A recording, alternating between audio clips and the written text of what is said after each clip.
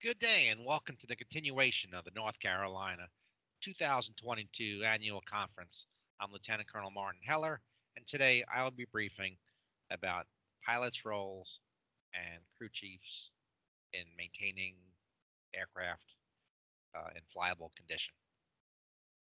Um, Unlike some of the other briefings, I am not above bribing you to stay attention, so we do have some door prizes for folks that stay through till the end, and we will pull from the list on who's attending and give out some neat stuff.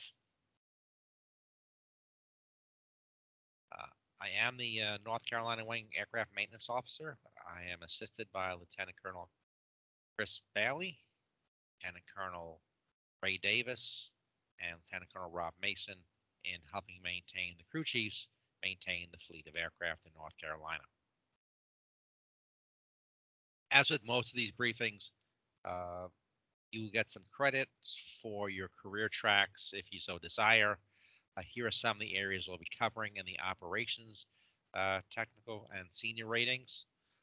North Carolina, actually, National is coming up with a career path and a specialty track for maintenance officers. And so there may be some areas they'll be able to sign off in the future once that pamphlet comes out from National on aircraft maintenance.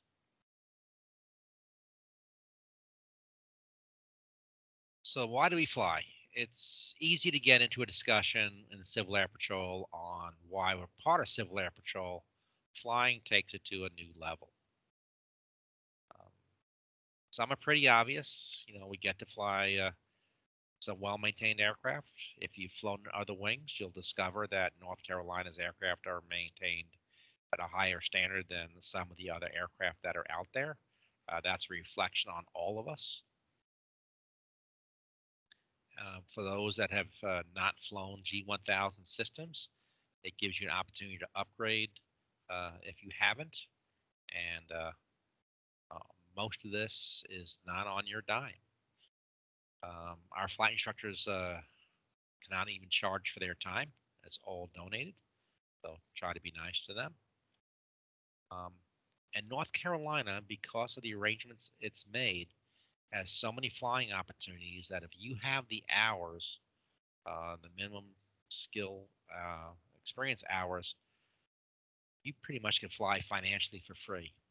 I say financially because we do charge you in time. CAP asks a little more than other locations for flying the aircraft, um, quite in part because even when we do charge, our rental rates are so much lower than out in the public.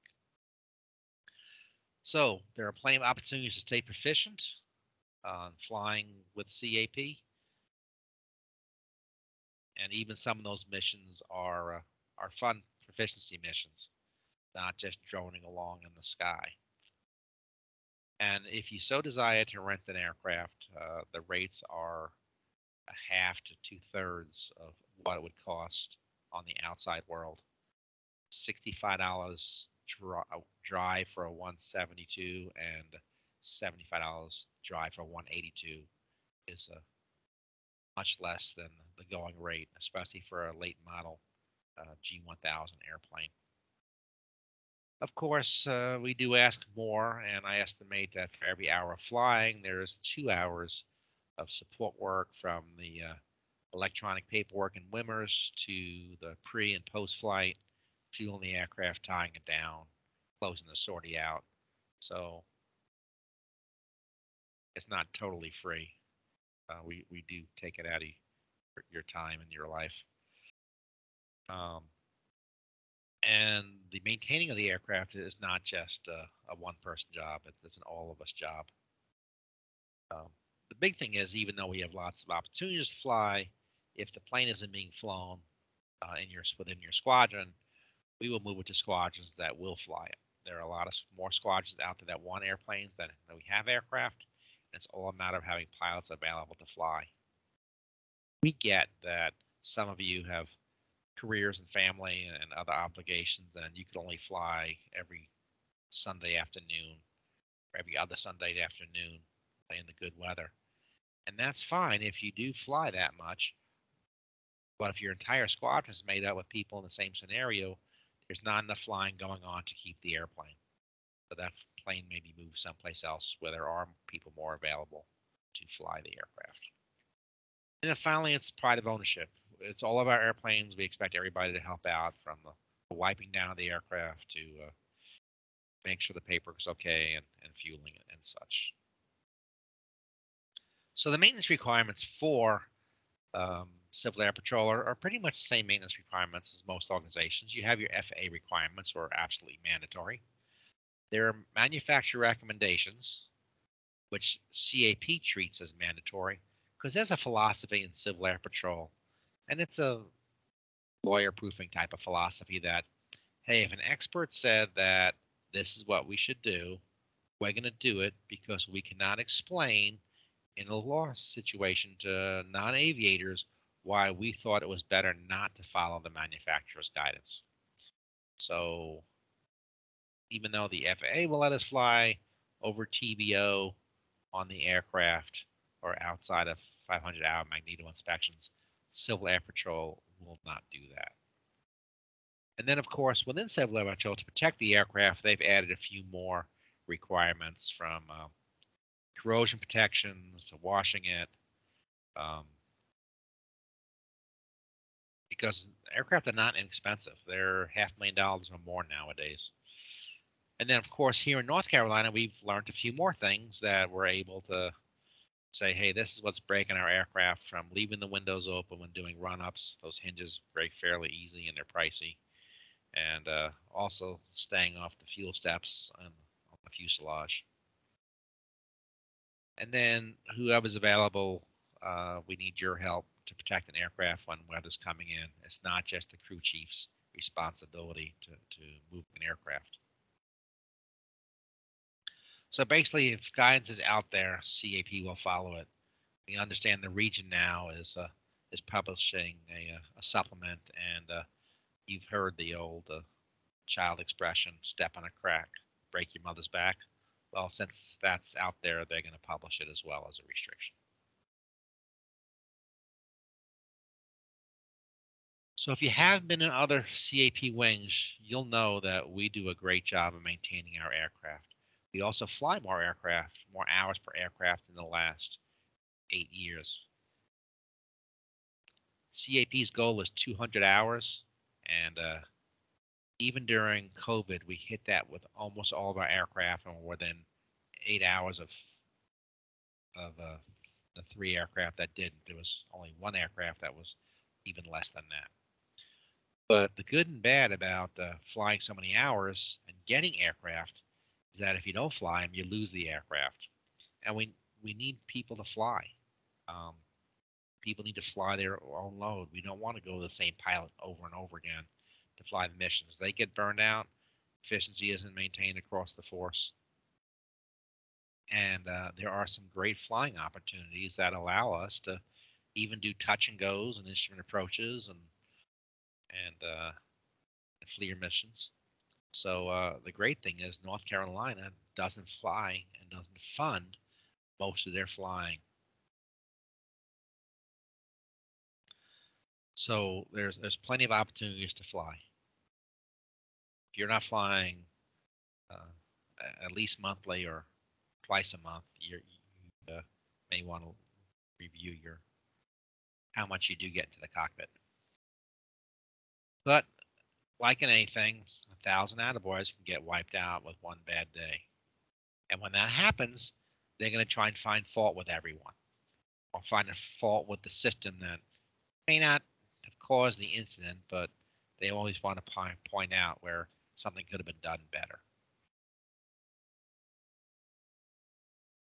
And in the flying business, when things go bad, they can get very ugly. So it affects morale, it affects credibility, it affects funding. Um, Unfortunately, we lost an aircraft in California, November 2020. It would be ripe for headline news. A plane flipped over, crashed, blew up. Unfortunately, one Civil Air Patrol pilot was killed in that incident.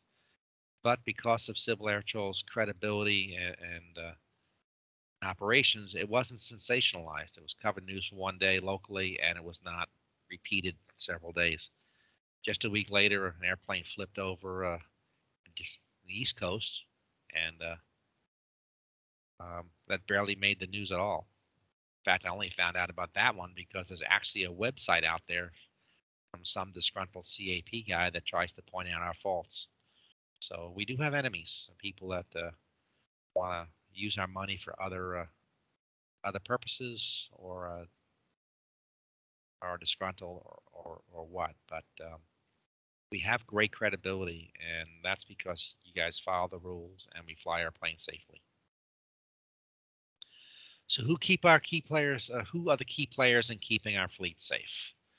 Of course, the wing commander is the go-to person from everyone above him on anything to do with the airplanes, especially when there are accidents or incidents. And he relies on director of operations to be the judge dread of issues, complaints, and so he's the key guy in the wing in assigning aircraft and funding pilots and making decisions in policy as expected. And he's supported by a staff that helps make sure that rules are complied with, the aircraft are maintained, pilots are safe, and missions are scheduled. Down at the squadron level, just like the wing commander, the squadron commander is the belly button that when there's issues with your aircraft, with your squadron aircraft, although that where things are not getting taken care of. But normally we deal with the crew chiefs directly, who may or may not be the squadron director of operations. Squadron director of operations has a bigger role, and some are the crew chiefs, and some split the workload. It doesn't mean pilots and aircrews don't have responsibility, and we'll get into that in a few more minutes.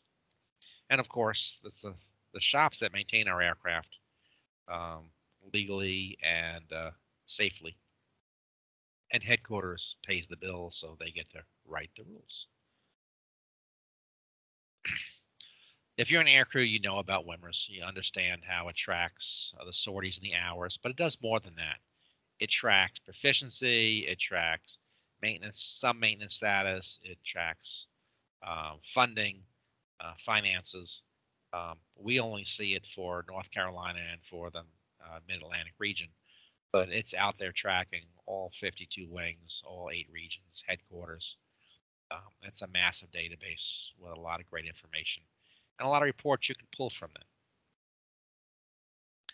They split off the maintenance functions, most of the maintenance function from WMRS into a new program, well, about 4 years ago, called AMRAD.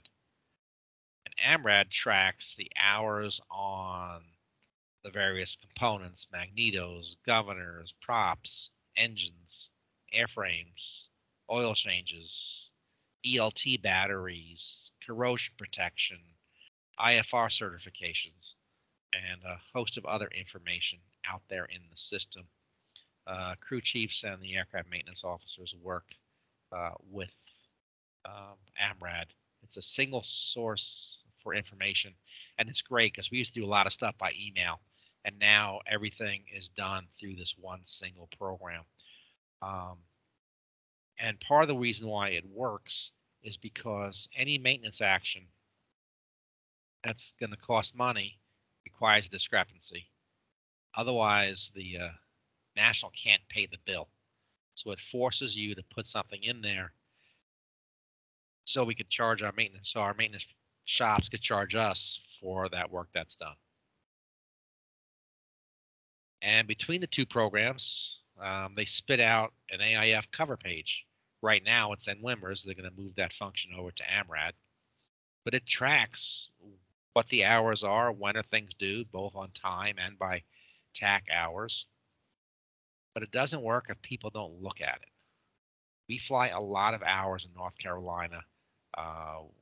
One squadron during their busier months gets an oil change or 100-hour inspection every month,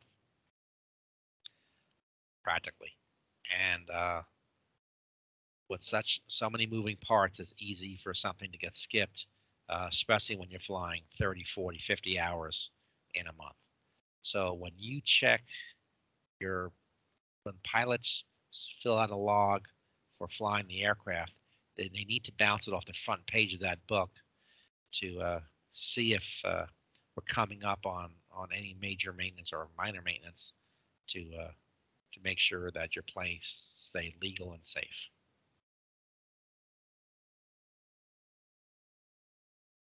Well, there are certain things that's not regulations, but it's still guidance. And where we keep that is on our webpage.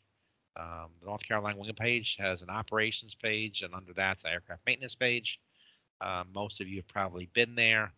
It lists who all our crew chiefs are. Um, and crew chiefs are assigned by location, not by aircraft, because aircraft move around depending on the needs of the wing and performance of the squadron.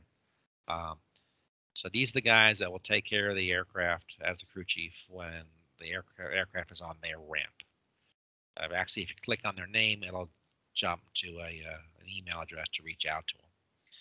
But all these areas you see in this list provides guidance and continuity. Um, Often the where is it written question is going to be answered at this webpage. But as a pilot, you have responsibilities to do. And of course, the primary responsibility is don't do nothing stupid. We need you to stay proficient. We need you to stay current in the aircraft. We need you to stay safe. And you guys do a real good job of that. We have very, very few incidents within Civil Air Patrol and within North Carolina Wing, especially for the amount of hours that we fly. Again, check the cover page on the AF so we don't get caught. There's actually 2 wings out there that seem to not be doing that very well and way overflew 100-hour inspections to the point that it's got nationals' attention. And so again, they're making sure our maintenance stuff is up to speed. VOR checks is something we need some help on because during the end of the month, they need to be done every 30 days, and crew chiefs have a hard time doing that from the ground. AMRAD will allow any pilot to enter a discrepancy and ground the aircraft if they seem fit. It's for safety reasons. We understand that. In North Carolina, we ask pilots to check with their crew chief first. Sometimes it's not what pilots think or what it seems. We get when a pilot comes out to an airplane and it's not flyable, there's a problem. It's frustrating. Someone let you down. Someone didn't. Sometimes someone might have known of something that could have warned you that there's an issue, and now you may or may not be able to fly the mission as planned. But quite often we've discovered that the issue isn't what someone seems, and the aircraft might be grounded unnecessarily. So just check with your crew chiefs before and let them put the discrepancy in. Unless it's clear that, hey, this plane needs to be grounded because it's unflyable, because tires are flat or the prop is missing. When it comes to grounding an aircraft, only the AMOs can unground it. And if you're interested in how to use AMRAD, there is training and access for it. Another thing we need pilots' help on is cleaning the aircraft. Just because we have people that are crew chiefs doesn't mean that they're the only people responsible for cleaning that airplane. If you knew how much paperwork and work they have to do at the end of each month, you probably wouldn't volunteer for doing that role. But they're critical in making the aircraft safe and legal and doing the paperwork, but they're not the only ones to wash the airplanes. And the other thing is that they may not be the closest person to an airport to the airplane when bad weather's rolling in. Sometimes we have to safe haven our aircraft, and it's kind of an all hands event. Whoever's closest may work that's available, maybe work to move the airplane to another location or into an arranged hangar. So what do the crew chiefs do? The crew chiefs, we normally have 2 per location, whether we have 1 plane or more. And depending how they decide to run it is how it's managed. Some folks may split the jobs. One may do the physical work, one may do the paperwork. Some places, one person does it all, and the other person's there just as the backup in case the first person's not available. Some places have two airplanes where each person maintains their own aircraft and then backs the other aircraft up. Whatever works is fine. We are very happy that the work is being done. But it's the person we go to if there's an issue with the aircraft. And they're the ones that work with the local maintenance for scheduled, such as oil change, or unscheduled, such as a flat tire, maintenance type of issues. They validate pilot concerns and they communicate with the wing maintenance officers for upcoming maintenance and repairs. Some stuff depending on the nature of the maintenance issue, we may defer until the plane goes to its 100-hour maintenance or upcoming oil change. Other concerns, we may bring the airplane straight to maintenance. But they're the ones that work with the local maintenance shops and with the wing and getting authorization.